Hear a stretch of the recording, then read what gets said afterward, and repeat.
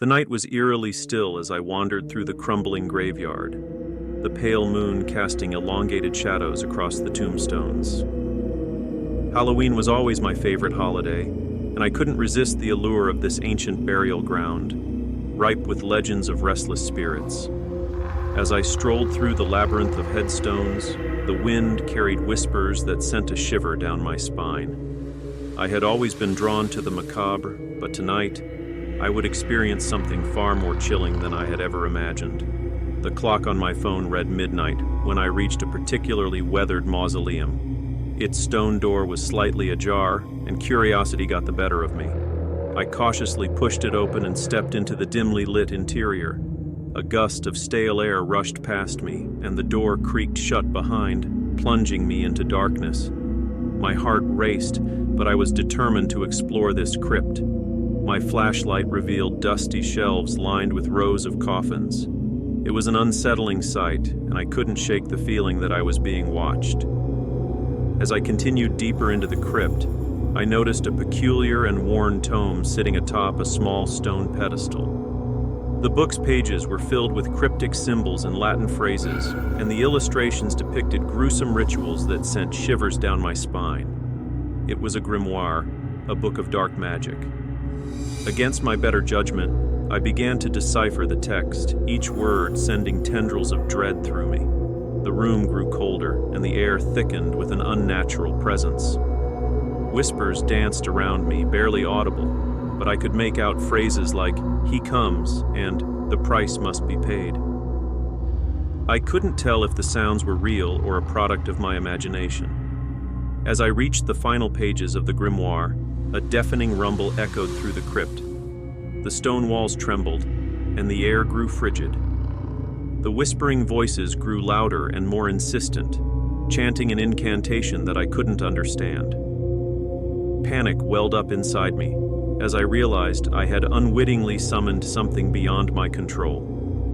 From the shadows emerged a figure, tall and gaunt, with hollow eyes that seemed to pierce my very soul. His voice was a hollow rasp as he demanded, "What have you done, mortal?" Terror paralyzed me as I stammered, "I didn't mean to. I didn't know." The specter's laughter sent chills through me. "Ignorance is no excuse, young one. You have unleashed me, and now you must pay the price." The room around me shifted, and I was no longer in the crypt but standing in an otherworldly realm, a desolate wasteland shrouded in perpetual twilight. The specter loomed before me, his skeletal hand outstretched. He revealed to me the horrifying terms of our agreement. In exchange for my freedom, I would become his servant, bound to do his bidding for eternity. There was no escape. I had naively dabbled in dark magic and paid the price with my soul. The specter's grip tightened, and I could feel my essence being slowly drained away. I begged for mercy, but he was relentless. Days turned to nights and nights to years. Time lost all meaning as I carried out the specter's commands. I watched helplessly as my humanity slipped away, replaced by a cold, unfeeling servitude to my sinister master.